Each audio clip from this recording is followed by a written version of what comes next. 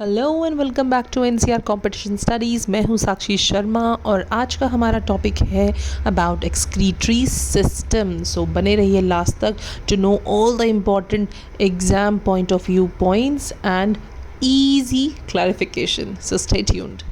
Excretory system का function है आपकी बॉडी से वेस्ट मटेरियल का रिमूवल करना। ऑलराइट, अब इस प्रोसेस के अंदर जो एनिमल्स के अंदर जो नाइट्रोजनस वेस्ट प्रोड्यूस होता है मेटाबॉलिज्म की वजह से, विच इंक्लूड्स अमोनिया ऑल्सो, जिसके अंदर अमोनिया, यूरिया या फिर यूरिक एसिड होता है, इन सब को रिमूव करने का प्रोसेस होता है। उस प्रोसेस को बोलते हैं एक्सक्रीशन, और इस प्रोसेस को पूरा करने के लिए जो सिस्टम हमारी बॉडी में एम्बेडेड है दैट इज़ एक्सक्रीटरी सिस्टम। तो जितने भी एनिमल्स हैं वो यूरिन प्रोड्यूस करते हैं, और यूरिन को प्रोड्यूस करने के बहुत सारे मेजर स्टेप्स होते हैं विच विल डिस्कस नाउ। अब एक्सक्रीटरी सिस्टम के क्या क्या फंक्शंस होते हैं। एक्सक्रीटरी सिस्टम के बेसिकली आपके 4 फंक्शंस होते हैं। पहला फिल्ट्रेशन, दूसरा रीएब्जॉर्प्शन, तीसरा आपका सिक्रीशन और चौथा आपका एक्सक्रीशन। अब फिल्ट्रेशन के अंदर जो एक्सक्रीटरी ट्यूब्यूल्स हैं वो कलेक्ट करते हैं फिल्ट्रेट्स को अपने ब्लड के अंदर से। अब उसके बाद वाटर और जो सोल्यूट्स हैं उनको फोर्स करता है blood pressure across all the selectively permeable membranes of a cluster of capillaries and into the excretory tubule. Now next step is your reabsorption. The transport epithelium reclaims valuable substance from the filtrate and returns them. जो important materials by chance आपके filter होकर के आ जाते हैं उनको वापस reabsorb कराने के लिए, उनको वापस ताकि बॉडी उनको रीएब्जॉर्ब करके यूज़ कर सके, उसको वापस रिटर्न कर देता है। Now next is secretion. Other substances are extracted from body fluids and added to the contents of the excretory tube. अब जो अदर एक्सट्रैक्टेड बॉडी फ्लूइड्स हैं, अलग अलग सिक्रेशंस जो आपके पास आ रहे हैं, उनको वो ऐड कर देता है और कहाँ पर डाल देता है, ले जाकर के एक्सक्रीटरी ट्यूब के अंदर डाल देता है। अब एक्सक्रीशन प्रोसेस के अंदर क्या होता है, the filtrate leaves the system and the body. जो भी आपका फिल्ट्रेट आता है, जो भी आपका वेस्ट प्रोडक्ट इकट्ठा हो गया है पूरा सारे स्टेप्स के बाद, उसको सिस्टम से, बॉडी से रिमूव कर देते हैं एक्सक्रीशन के स्टेप में। Okay, now will discuss about the structure of the excretory system की एक्सक्रीटरी सिस्टम का स्ट्रक्चर बेसिकली कैसा है, उसके अंदर कौन से पर्टिकुलर ऑर्गन्स होते हैं। एक्सक्रीटरी सिस्टम के अंदर आपकी किडनीज होती हैं, आपके यूरेटस होते हैं, आपका मीटस होता है, यूरिथ्रा होता है और ब्लैडर होता है। इसका जो सिस्टम, ये जो सिस्टम है, this consist of specialize structure, special structures होते हैं, कैपिलरी नेटवर्क्स होते हैं जो कि आपके एक्सक्रीटरी प्रोसेस को हेल्प करते हैं, असिस्ट करते हैं। ह्यूमन एक्सक्रीटरी सिस्टम के अंदर किडनी जो है उसकी फंक्शनल यूनिट है, और जो किडनी की जो फंक्शनल यूनिट है वो है नेफ्रॉन। ऑलराइट, याद रखना, this is very important term nephron. इसका हम आगे अभी स्ट्रक्चर भी पढ़ेंगे।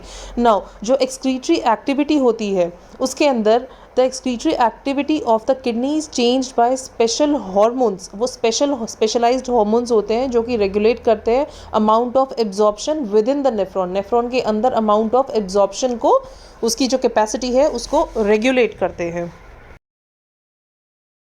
Now this is the structure of the kidney. Kidney के अंदर renal artery, renal veins, ureter, renal medulla, renal capsule और रीनल कॉर्टेक्स। रीनल का मतलब, renal word is related to kidney. So इसके अंदर हमने फ्लो ऑफ यूरिन भी पढ़ा कि फ्लो ऑफ यूरिन क्या है। पहले ग्लोमेरुलस है, then renal tubules, then renal pelvis, then renal calyces and then now will study in detail the parts of the kidneys. Now first of all ये हमें बहुत इंपॉर्टेंट ध्यान रखना है कि kidneys filter about 1700 litres of blood daily in the average adult. Average adult के अंदर लगभग 1700 लीटर्स ऑफ ब्लड को प्योरीफाई करता है, फिल्टर करता है किडनी। अब किडनी के जो पार्ट्स हैं उसके अंदर सबसे पहले हम पढ़ेंगे कॉर्टेक्स। कॉर्टेक्स क्या होता है आप डायग्राम में देख सकते हैं, जो आउटर प्रोटेक्टिव पोर्शन है ब्लैक कलर का इसके अंदर, that is cortex. Now what is medulla. Medulla होता है आपका इनर सॉफ्ट पोर्शन, जो अंदर की साइड पे होता है, that is inner soft portion. Then that is hilum. Hilum किसको बोलते हैं, this is a depression located in the middle of the concave side of the kidney where blood vessels, nerves and the ureters enter and exit the kidneys. आप देख सकते हैं हीलम कहाँ पर है, जहाँ पे सब कनेक्ट हो रहा है और जहाँ पे आपकी ये जो कैपिलरीज, जो आपकी ब्लड वेसल्स हैं, जो नर्व्स है, जो वहाँ से एंटर और एग्जिट हो रही है ब्लू एंड रेड कलर की, वहाँ पर वो that is hilum. Now the cortex is where the blood is filter. Cortex में क्या होता है, ब्लड फिल्टर होता है। मेड्यूला के अंदर क्या होता है, it contains collecting ducts which carry filtrate, यानी कि जो फिल्टर्ड सब्सटेंसेज होते हैं उनको कैरी करके लेके जाता है पेल्विस तक। अब मेड्यूला का काम हो गया। अब क्या आता है पेल्विस। पेल्विस क्या होता है? पेल्विस एक हॉलो कैविटी होती है जहाँ पर यूरिन इकट्ठा हो जाता है और वहाँ से वो ड्रेन होता है यूरेटर्स के अंदर। ठीक है, ये हो गए आपके किडनी के parts. Now will study about the nephron, जो कि क्या होती है? हमारी फंक्शनल यूनिट होती है किडनीज़ की। ठीक है, किडनीज़ की फंक्शनल यूनिट को नेफ्रॉन्स बोलते हैं। ये कहाँ पर लोकेटेड होते हैं? ये लोकेटेड होते हैं आपके रीनल कॉर्टेक्स के अंदर, except for the loops of Henle, जो कि डिसेंड करते हैं रीनल मॉड्यूला के अंदर। ओके, अब जो आपका नेफ्रॉन है, नेफ्रॉन के बेसिकली 2 पार्ट्स होते हैं। पहला होता है आपका रीनल कॉर्पसल और दूसरा होता है आपका रीनल ट्यूब्यूल, जिसको हम which is a series of single layer of tubules. तो पहले हम पढ़ेंगे रीनल कॉर्पसल। रीनल कॉर्पसल के अंदर क्या होता है? आपका बाउमेन कैप्सूल होता है और क्या होता है? आपका ग्लोमेरुलस होता है। ओके, नाउ इसके अंदर जो फेनेस्ट्रे होता है that is a pore in endothelial walls of the glomerulus. ठीक है, और जो आपके पोडोसाइट्स होते हैं ये क्या होते हैं? स्पेशलाइज्ड सेल्स होते हैं। और क्या होता है इसके अंदर आपकी फिल्ट्रेशन स्लिट्स होती हैं। ठीक, अब जो रीनल ट्यूब्यूल होता है which is series of single layer tubules, इसके अंदर क्या क्या होता है आपका? इसके अंदर होते हैं आपके प्रॉक्सिमल कॉन्वोल्यूटेड ट्यूब्यूल होता है आपका, लूप ऑफ हेनले होता है आपका, और क्या होता है? Distal convoluted tubule. अब जो किडनीज है they are made up of nephrons. Okay, ना blood enters the nephron, nephron के अंदर ब्लड एंटर आता है जहाँ पे वो इम्प्योरिटीज़ जो होती हैं उसकी वो फिल्टर्ड आउट होती हैं और कहाँ पर उसको एम्प्टी कर देते हैं? वो एम्प्टी कहाँ पर होती है? जाकर के कलेक्टिंग डक्ट्स में होती है। अब कलेक्टिंग डक्ट्स में आने के बाद जो प्योरीफाइड ब्लड है आपका वो छोड़ देता है नेफ्रॉन को और कहाँ चला जाता है? रीनल वेन्स के अंदर चला जाता है। Clear? Now what is glomerulus? Glomerulus जो होता है it is a mass of, जो बहुत थिन वॉल की जो कैपिलरीज होती हैं उसके मास को हम ग्लोमेरुलस कहते हैं। नाउ बाउमेन्स कैप्सूल क्या होता है? That is double walled cup shape structure. जैसे कि आप देख रहे हैं ना डायग्राम के अंदर पीछे दिखाया है एक कप शेप जो स्ट्रक्चर है, इसको बोलते हैं बाउमेन्स कैप्सूल। बिकॉज एक कैप्सूल मतलब एक सैक शेप चीज़ है तो इसलिए हम इसको कैप्सूल बोल देते हैं। The proximal tubule leads from the Bowman's capsule to the loop of Henle.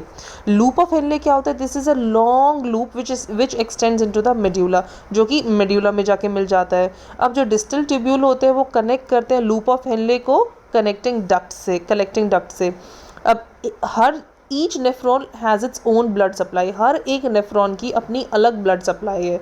इसके अंदर क्या क्या होता है? इसके अंदर एक आर्टीरियोल होता है, एक वेन्यूल होता है, एक नेटवर्क होता है कैपिलरीज का जो कि उनको कनेक्ट करता है। हर every nephron releases fluids into the collecting duct which leads to the ureter. हर एक नेफ्रॉन यूरेटर से कनेक्टेड है, किस चीज़ से? कलेक्टिंग डक्ट से, जिसके अंदर वो अपना जो फिल्टर करके जो भी तामझाम होता है उसको उधर डाल देता है। ओके, नाउ ईच किडनी, हर किडनी के अंदर लगभग कितने नेफ्रॉन्स होते हैं? They are more than 1 million nephrons in each kidney. Okay, अब ब्लड फ्लो कैसे होता है किडनीज़ के थ्रू? सबसे पहले आपका जो ब्लड है वो एंटर होता है आपका रीनल आर्टरी में, वहाँ से वो जाता है आर्टीरियोल्स के अंदर। अब हर आर्टीरियोल जो है that leads to a nephron, वो नेफ्रॉन के पास लेकर जाता है। नेफ्रॉन से वो कहाँ जाता है? रीनल कॉर्पस्कल में जाता है। जो ग्लोमेरुलस है आपका वो फिल्टर कर देता है फ्लूइड को आपके ब्लड के अंदर से, and this is the first place जहाँ पर यूरिन फॉर्म होता है किडनीज़ के अंदर। अब जो ब्लड फ्लो होता है that flows through the glomerulus at a constant rate, एक बराबर यानी कि एक कांस्टेंट रेट के ऊपर ब्लड फ्लो आपका होता है। हर ग्लोमेरुलस जो है that is surrounded by a capsule, जो कि मैंने आपको बताया बाउमेन कैप्सूल से वो एक सराउंडेड होता है। ब्लड जो है फिर वहाँ से पास होकर के रीनल ट्यूब्यूल्स में जाता है जहाँ पे कुछ सब्सटेंसेस उसको रीअब्जॉर्प्शन में हेल्प करते हैं, और उसके बाद जो बच जाता है रीअब्जॉर्प्शन होने के बाद जो बचा हुआ वेस्ट होता है दैट इज़ योर यूरिन। अब जो इसकी मैकेनिज्म है दोनों फिल्ट्रेशन और रीअब्जॉर्प्शन, इसको हम थोड़ा सा डिटेल के अंदर पढ़ेंगे। फिल्ट्रेशन के अंदर क्या है? जो कोई भी अगर लिक्विड और गैस को हम किसी फिल्टर के थ्रू पास करते हैं तो उससे क्या होता है? हमारे वेस्ट रिमूव हो जाते हैं, उसको हम फिल्ट्रेशन बोलते हैं। सब कोई घर में चाय भी छानता है तो उसके लिए भी तो हम एक फ़िल्टर यूज़ करते हैं ना, तो उसके ऊपर जो छन्नी के ऊपर अदरक बच जाती है, नीचे आपका फिल्टर आ जाता है, चाय आपकी आ जाती है। उसी तरीके से इसके अंदर भी फिल्टर्स लगे होते हैं, फिल्टर लगा होता है तो उससे ब्लड प्योरीफाई हो जाता है, और जो आपका वेस्ट है जो बच जाता है वो एक्सक्रीटरी सिस्टम एक्सक्रीट कर देता है। अब फिल्ट्रेशन जो होता है ब्लड में मेनली वो होता है ग्लोमेरुलस के अंदर।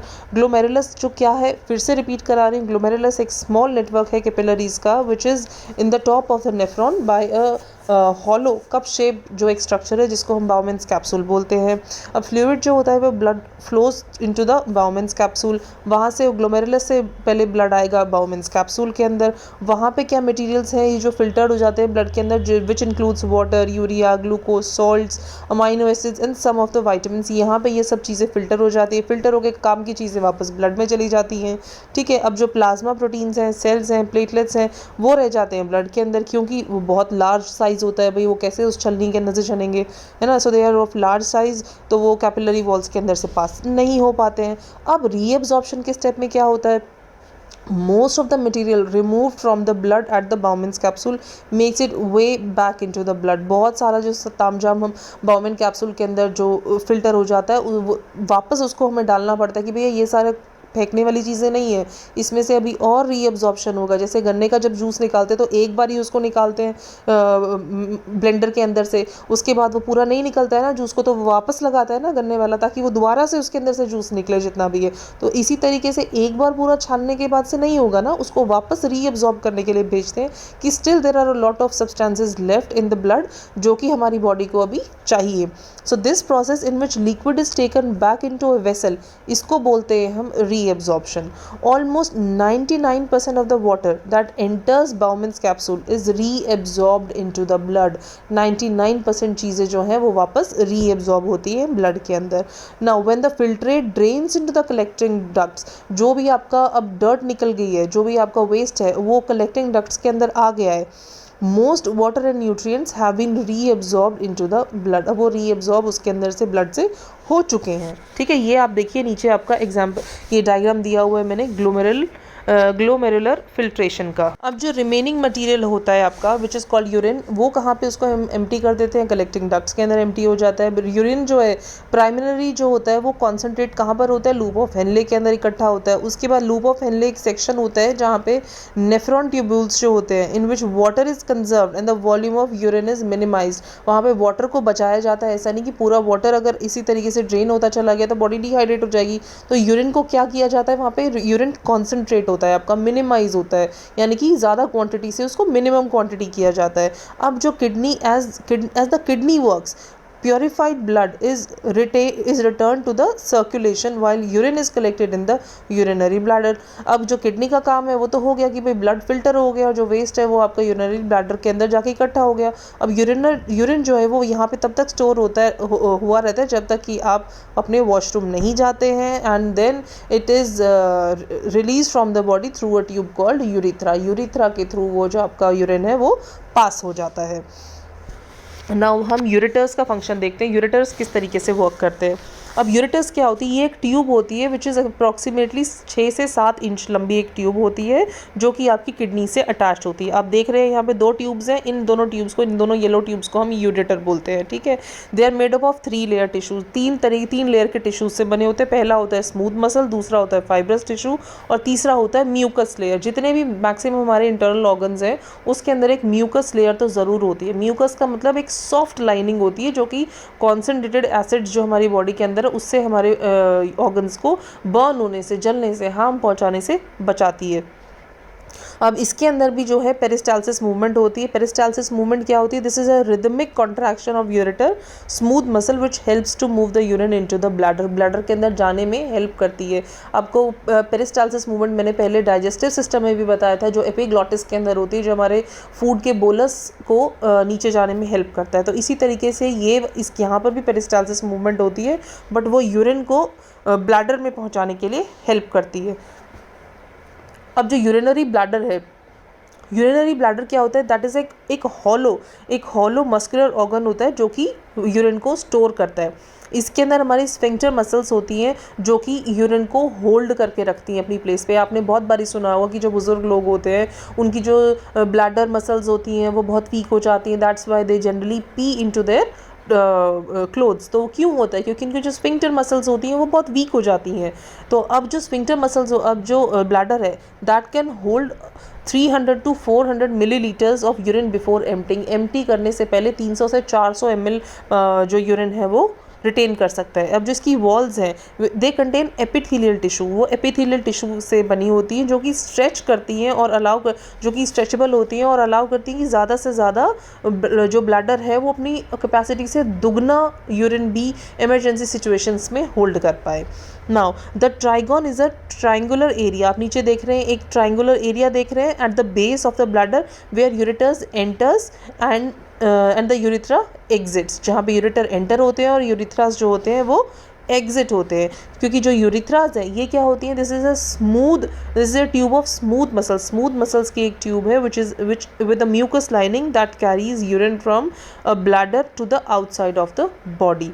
अब जो फीमेल यूरिथ्रा है that is approximately 1.5 inches long which opens through the meatus, वो मीटस के थ्रू ओपन होता है। और जो मेल यूरिथ्रा है that is approximately 8 inches long and it passes through 3 different regions, 3 different reason से पास होता है वो, प्रोस्टेट ग्लैंड से, मेम्ब्रेनस पोर्शन से और देन पीनस से, लास्ट आपका पीनस से वो एग्जिट हो जाता है। अब हम पढ़ेंगे डायलिसिस के बारे में। डायलिसिस क्या होता है? डायलिसिस के अंदर जो आपका ब्लड है उसको आर्टिफिशियली प्योर किया जाता है, फ़िल्टर किया जाता है, जो कि हमारी जब किडनीज़ वर्क नहीं करती है तो उस टाइम पे बहुत बारी बोला जाता है कि किडनीज़ नॉट वर्किंग प्रॉपर्ली, तो डायलिसिस पे चले गए हैं कुछ लोग। तो डायलिसिस होता क्या है? Dialysis is your artificial system of purifying your blood. ठीक है, इसके अंदर blood is removed by a tube and pumped through special tubing that acts like nephrons. समझ गए? इसके अंदर there are tiny pores in the tubing that allow salts, जो salts हैं, स्मॉल मॉलिक्यूल्स हैं जो पास नहीं कर पाते हैं, उनको हेल्प करता है प्योर करने में। अब जो वेस्ट है वो डिफ्यूज़ आउट हो जाता है ब्लड से, the waste diffuse out of the blood into the fluid filled chamber, जो फ्लूइड फिल्ड चैम्बर है उसके अंदर वो कर देता है उसको, देन अलाउ करता है प्योरीफाइड ब्लड को वापस बॉडी के अंदर रिटर्न करने में। एक तरह से पूरा सिस्टम जो है आपका किडनी का, उसको बाहर ब्लड को पहले निकालते हैं, बाहर प्योरीफाई करते हैं और फिर वापस अंदर डाल देते हैं। This is the system of dialysis and I hope कि आपको आज एक्सक्रीटरी सिस्टम पूरा प्रॉपरली समझ में आया होगा। I have given my best and so to motivate me please subscribe and like and share it to your fellow friends also. So this was a very important thing to retain and I hope it helped. Thank you so much.